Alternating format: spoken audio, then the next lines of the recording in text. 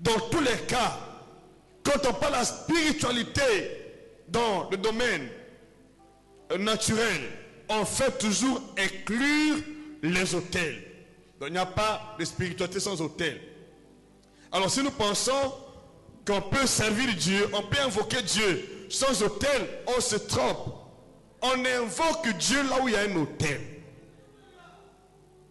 On ne peut pas invoquer Dieu. Vous voyez bien dans la Bible. Vous voyez bien dans la Bible. Tous ceux qui avaient l'initiative d'invoquer Dieu bâtissaient premièrement l'autel. D'où avait-il reçu cette écriture? Pourquoi Dieu descendait toujours là où il y avait un autel et un sacrifice? Et quand l'autel était renversé, par exemple dans le cas d'Élie, avant de faire le sacrifice, il a d'abord restauré l'autel. Mais pourquoi n'a-t-il pas prié Dieu sans autel?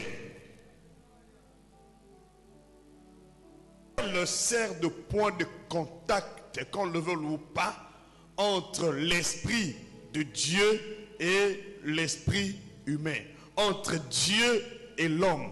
L'autel est un point de contact. Donc c'est un endroit que nous privilégions pour rencontrer Dieu.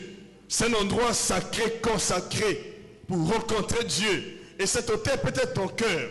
Cet autel peut être tes pensées. Cet autel aussi peut être un endroit que tu as aménagé dans ta chambre. Tu as consacré pour présenter à Dieu tes offrandes, présenter à Dieu tes adorations, présenter à Dieu. Ça peut être un coin de ta maison que tu as aménagé pour rencontrer Dieu. Église, écoutez-moi bien. Même dans ta propre maison, il y a des endroits que tu peux rencontrer Dieu.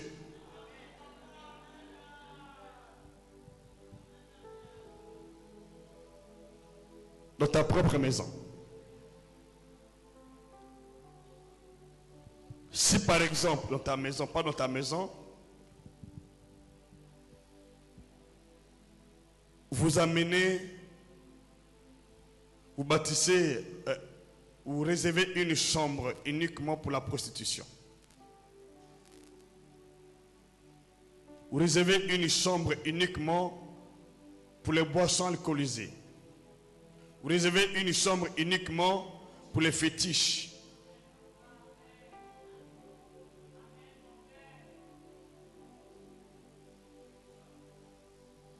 Allez prier Dieu dans cet endroit, vous n'aurez pas l'approbation de Dieu.